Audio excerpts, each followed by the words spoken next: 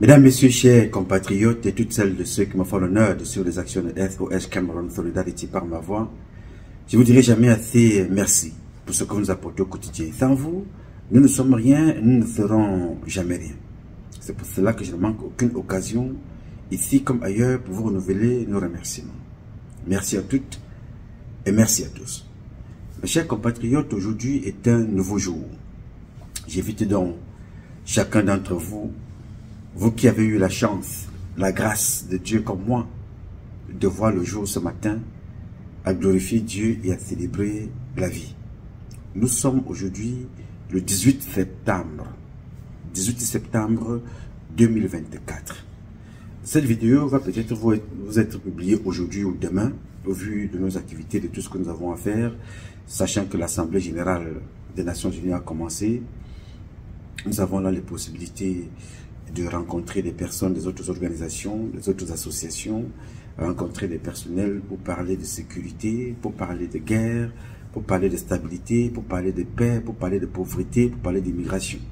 Nous essayons de parler de tout ça, voir dans quelle mesure nous pouvons apporter notre contribution à la stabilité de cette société, apporter notre modeste contribution, c'est-à-dire qu'en pensée idéologique. Donc, les activités ce mois sont assez denses. On ne sera pas toujours à la pointe de l'actualité, on peut avoir un décalage entre 1 ou 2 jours, mais on essaye quand même de tenir le cap. Donc nous sommes aujourd'hui le 18 décembre. J'ai voulu faire cet échange avec vous de quelques, je pense de moins de 10 minutes, parce qu'il faut se rappeler de certaines personnes qui ont marqué l'histoire du Cameroun. Je voudrais donc en ce jour particulier, qui est particulier pour une famille au Cameroun, particulier pour les militaires aussi, parce que c'est ce jour, le 18 septembre 1992, que nous avons perdu Motazé, Roger Motazé. Il était l'aide de camp du président de la République. Il était mort de suite d'un accident en route en circulation. Je vous parle de lui aujourd'hui parce que il faut toujours se rendre compte qu'un jour, il y a des gens qui nous ont marqués dans cette société. De par leur posture, de par leur façon de faire, de par des événements qui se suivent aujourd'hui et de ce qui se passait à une certaine époque. Roger Motazé était un militaire, il était marin, il était... Je n'ai pas un souvenir exact des grades de la marine, mais il devait être capitaine de corvée, ce qui correspond au grade de commandant dans l'armée de terre ou l'armée de l'air. Il nous avait donc habitués à une rigueur dans la gestion de sa mission, du sérieux, de la discipline, la fidélité et la loyauté à sa mission, la fidélité et la loyauté au président de la République. Donc, beaucoup d'entre vous n'ont même plus les photos de Roger Motazé. Il est mort 1 mois et demi après l'enterrement de sa tante, de la première dame Jeanne-Hélène Biya. Alors, des événements comme ça, personnellement, me rappellent toujours, me poussent à m'amène à pousser ma réflexion un peu plus loin. Quand je vois ce qui se passe aujourd'hui, ça m'interroge beaucoup. Dans cet accident, ils étaient à 2. Il était accompagné du colonel, aujourd'hui colonel. À l'époque, il était, si les lectures sont fidèles aux événements et aux dates, le colonel Motogo, aujourd'hui retraité, était à l'époque capitaine. Ils étaient ensemble. Donc je voudrais ici avoir une pensée pour le colonel Motogo. Lui qui a vécu cet événement tragique de près. Et je me dis que à la lecture des événements actuels, ce monsieur a un rôle important à jouer dans notre société, à nous apprendre beaucoup de choses et à nous dire beaucoup de choses. Parce qu'aucun métier n'est simple. Chaque métier, notamment l'armée, ce métier risqué, ce métier de tous les risques, nous apprend des choses chaque jour. Je pense que des personnes, des généraux camerounais, des officiers camerounais, gagneraient beaucoup à écrire des livres pour raconter des anecdotes, pour raconter leur parcours militaire, parce que ça doit instruire les autres, leurs expériences. À travers les choses qu'on n'a pas appris à l'école, il y a ce qu'on appelle l'expérience de la vie, comme je le dis tous les jours, l'apprentissage par observation. Nous apprenons beaucoup de choses à travers vos expériences. Écrivez des livres. Écrivez, racontez vos histoires. J'invite le colonel Motogo, où qu'il soit, à nous raconter cette journée, les derniers moments avec, le commandant Roger Motazé. Ce qu'ils ont vécu ensemble, ce qu'ils ont partagé comme expérience, ça va servir les prochaines générations. Et de l'autre côté, avoir échappé, je ne sais pas si c'était un attentat, si c'était un accident prémédité, organisé, si c'était un crime organisé, si c'était un accident comme beaucoup, on arrive tous les jours à nous tous, c'est-à-dire qu'un accident peut arriver, la roue qui explose en pleine circulation, la voiture a chauffé, la roue était... Ça peut arriver, un accident a vite fait devenir. Mais il est très important que le colonel Motogo nous raconte ces événements. J'ai vu des gens écrire des livres en France. Les derniers jours avec le président Mitterrand, les compagnons du général de Gaulle ont écrit des livres pour nous raconter, pour que nous ayons quelque chose à mettre là, dans l'actif de ces gens-là, pour que ça nous apprenne quelque chose. Donc vraiment, j'invite humblement nos parents qui sont des officiers supérieurs à raconter vos histoires. Ne vous limitez pas seulement à bagarrer dans des péages. Ne vous limitez pas seulement à siffler à route, pip, pip, pip, comme disait Charles Atebe Yéné, pour contrôler les voitures. À la fin de vos carrières, écrivez. Dites aux jeunes quelque chose. Quand j'étais général, voici mon parcours. Ne soyez pas des généraux menteurs comme Semengue. Ne soyez pas des généraux criminels comme Semengue a passé son temps à faire. Ne soyez pas des généraux calculateurs, mesquins, comme l'est aujourd'hui le général contre-amiral Joseph Fouda. C'est parce que au courant de cette journée, ce matin avant de partir, je vais analyser avec vous certains événements qui ont attiré mon attention. Mon analyse sur le général Fouda dans les prochaines publications, c'est mon analyse, c'est ma grille de lecture que je veux partager avec vous. Et je souhaiterais que chacun d'entre vous me dise ce qu'il en pense. Je ne suis ni juge, ni président du tribunal. Je suis un citoyen libre, un citoyen indigné, appelé à porter sa vision, sa critique, son observation, ses appréciations à la manifestation de la vérité et des événements qui se passent chez nous au Cameroun. C'est mon droit, c'est même mon devoir. Parce que je suis moi, seul, Patrice Noma, moi, actionnaire majoritaire du patrimoine Cameroun. Donc je parle en tant qu'un actionnaire qui demande des comptes à ceux qui sont appelés à gérer la cité, à gérer mes biens qui m'ont été légués par le Tout-Puissant. Dieu, appelle-le comme tu veux à ta langue. Zambe, Zama, Zambe, Zama, Tatabe, Si, Loba, God, Allah, Job, donne-lui le nom que tu veux, mais glorifie-le et célèbre la vie. Donc, je prends ce petit temps-là pour vous le rappeler que vous aurez certainement peur. C'est votre droit, c'est votre devoir d'avoir peur, c'est votre nature. Mais cela ne doit pas vous empêcher à revendiquer ce qui vous revient de droit. Avoir peur de mourir ne vous empêchera pas de mourir. Avoir peur de mourir n'empêchera personne de mourir. Mais moi, j'ai donc choisi l'un des mauvais métiers et l'un des meilleurs métiers. Et c'est pour ça que je voudrais ici aujourd'hui, à mon nom personnel, au nom de toutes celles de ceux qui se reconnaissent dans le combat que nous menons au quotidien, renouveler mes condoléances à la famille du capitaine de corvée, le commandant Roger Motazé. à ses enfants, à toute sa famille. Parce que c'est une absence qui ne sera jamais comblée. C'est une absence qui ne sera jamais remplacée. Que son passage dans cette armée et dans nos vies nous inspire la posture d'un homme d'État, la posture d'un chef militaire, la posture d'un fils de la République, la posture d'un chef de famille, la posture d'un républicain, d'un fils de la République, d'un compatriote, d'un frère, d'un cousin, qui n'était pas parfait, mais qui avait quelque chose que certains reconnaissent, la loyauté et la fidélité. La fidélité aux principes militaires, aux valeurs militaires, la fidélité à la République, la fidélité à sa mission, la fidélité au chef de l'État et la loyauté au chef de l'État.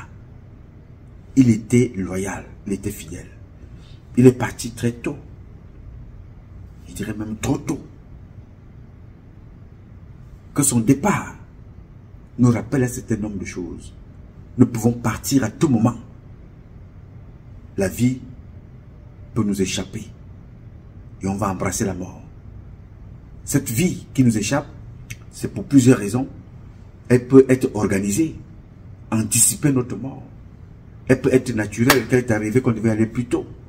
Mais tous ces événements-là doivent inspirer chacun d'entre nous dans son activité, dans son quotidien, dans sa vie de famille, dans sa vie professionnelle, dans sa vie avec les autres. Le comportement des autres a une influence positive ou négative dans notre vie parce qu'elle nous inspire toujours des choses à faire et des choses à ne pas faire. Je ne voudrais pas donc être long. Je voudrais ici avoir une pensée pour ce grand chef militaire, pour ce fils de la République, pour ce père de famille, pour ce frère de certains, pour cet oncle de beaucoup, pour ce cousin, pour ce voisin, pour cet ami, pour ce camarade d'armée, pour pas mal d'entre nous, avoir une pensée pour lui. Et je voudrais, comme on ne peut pas arrêter la vie, je voudrais dire ici au colonel Motogo, lui qui a vécu ça de près, où qu'il se trouve, de se préparer à nous écrire un livre pour nous raconter cette histoire. Mes derniers jours aux côtés du capitaine de corvée, Roger Motazi. Mon accident avec le capitaine de corvée, Roger Motazi. Ce que je connais du capitaine de corvée, Roger Motazi. Mon expérience, ce que j'ai appris aux côtés du capitaine de corvée, Roger Motazi. C'est-à-dire, des titres comme ça là, vont nous permettre de comprendre. Alors,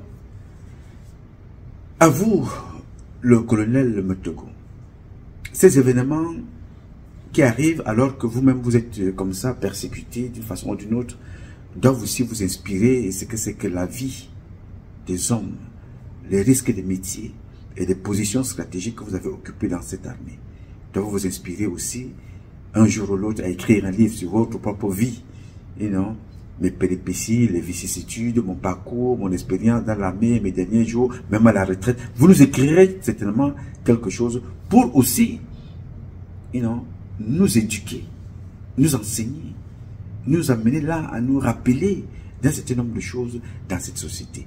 Écrivez des livres. Vous avez formé beaucoup d'enfants. Vous continuez d'ailleurs de les former. Vous continuez à être utile à la société. Mais écrivez pour que ça nous soit utile, comme je vois certains écrivent des trucs sur Napoléon, il y a des documentaires sur le général de Gaulle, sur Pétain. Les gens écrivent. Des frères combattants de l'époque que le président Paul Biya a appelé des héros, les Omnobé, les Ernest Wandje, les Laurent Momier, ils n'ont pas eu le temps d'écrire. Pour des raisons multiples, on peut les consoler, on les comprend parce qu'ils étaient dans des conditions très compliquées. Mais vous autres, relatez-nous, parlez-nous de ce jour, de cet accident, où vous avez échappé. Reparlez-nous de cet événement tragique qui a coûté la vie à votre compatriote, à votre camarade, à votre chef militaire de l'époque. Racontez-nous cette histoire pour qu'un jour, qu'on lise, qu'on comprenne ce qui s'est passé. Il ne faut pas que quelqu'un d'autre raconte cette histoire-là après vous. Parce qu'il ne racontera pas ce qu'il a vu, ce qu'il a vécu Il racontera ce qu'il a aussi entendu. Mais avec vous, nous serons heureux et honorés d'avoir lu ce que vous avez vu et vécu. Parce que vous êtes vous-même victime de cet accident. Dieu merci, vous êtes en vie.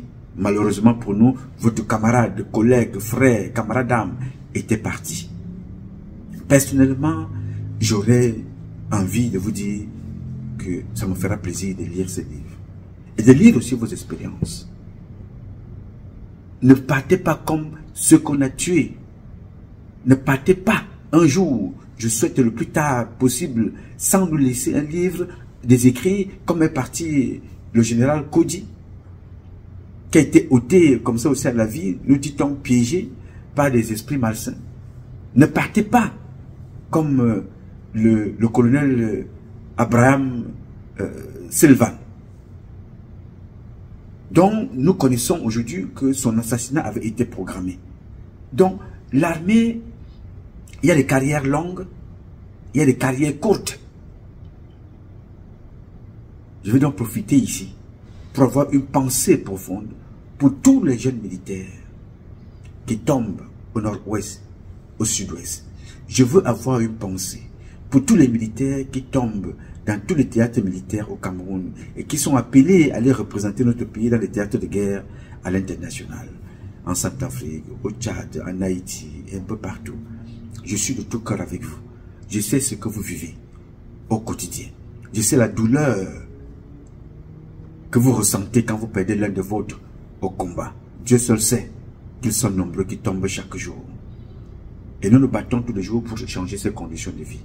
Et rassurez-vous, vous serez les militaires, les meilleurs soldats à l'avenir dans ce pays.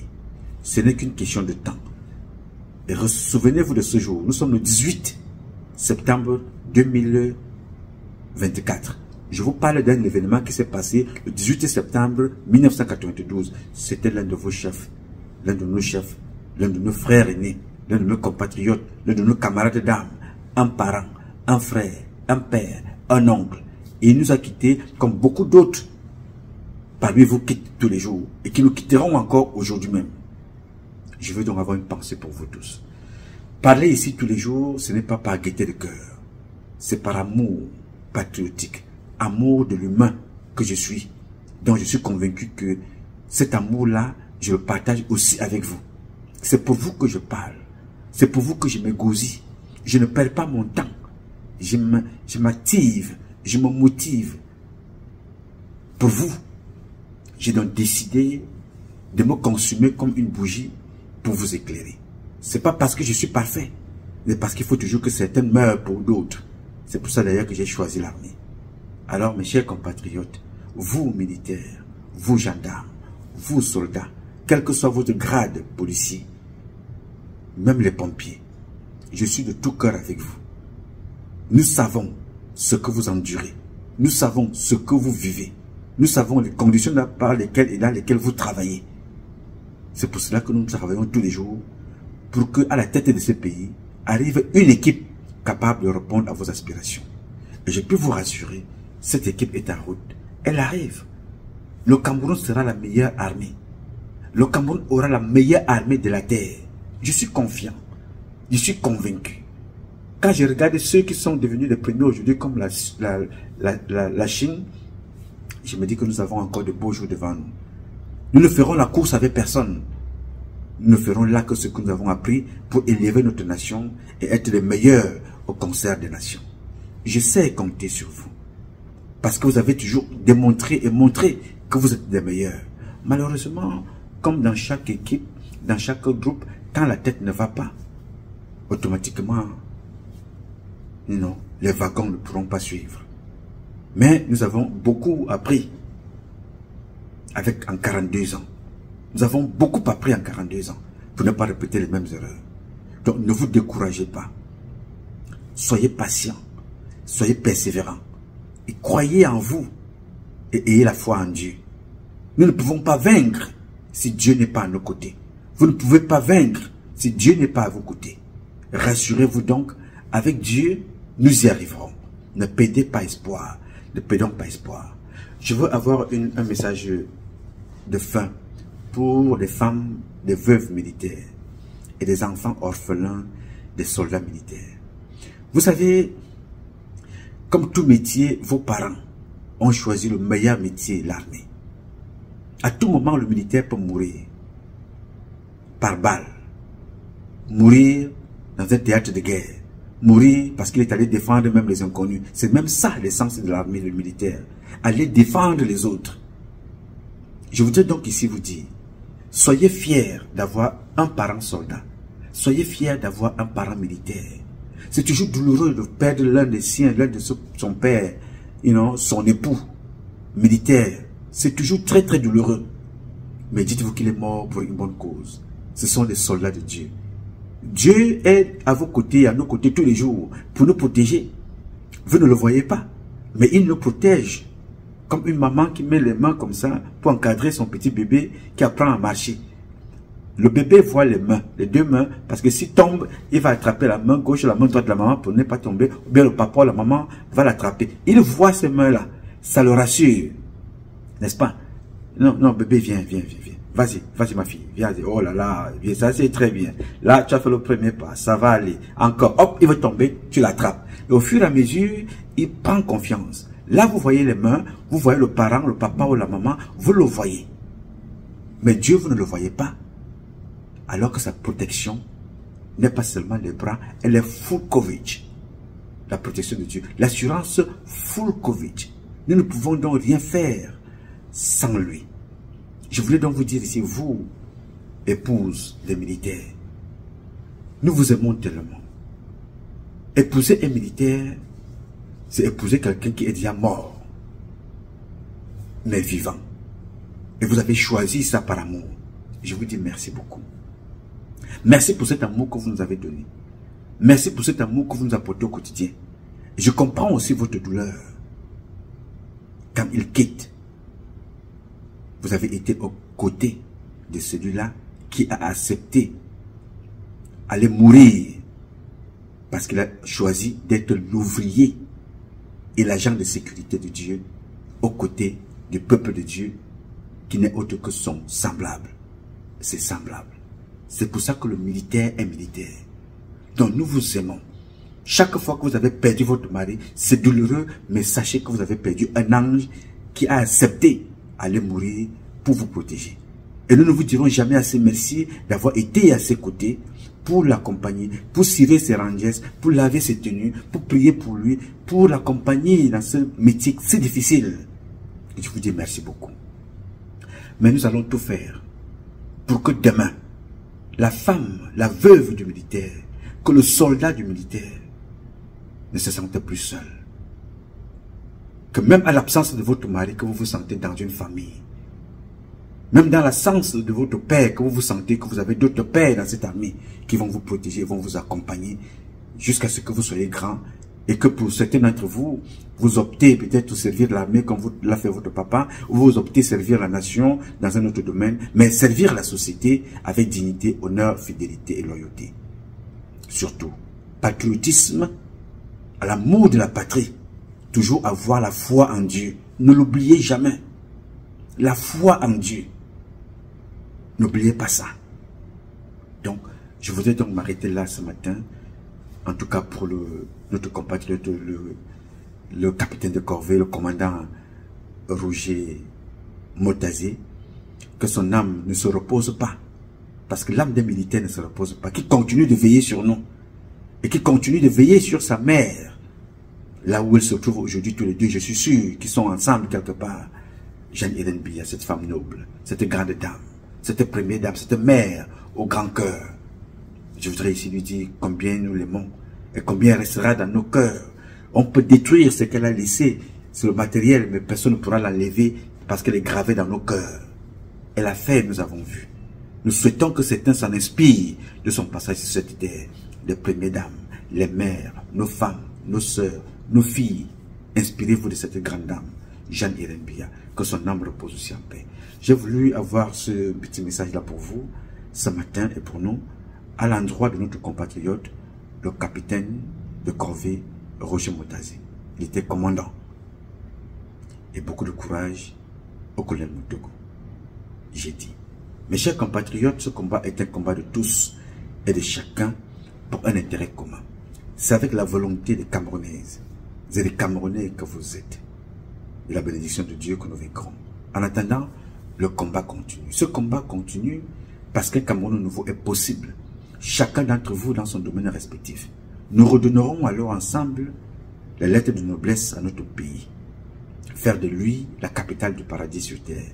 Ce qui a toujours été le rêve de nos devanciers, de nos parents, comme Roger Moutazi, comme Bibi Ngota, comme Jules Koumkoum, comme Ernest Ouandji, comme tous les autres à Tebayéné. Je suis convaincu et je sais compter sur vous que vous le ferez. En tout cas, vous pouvez compter sur moi.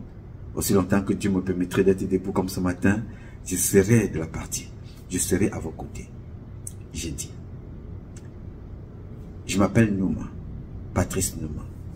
Je réponds au 001 551 666 1027. I love you all, but God love you more. Thank you.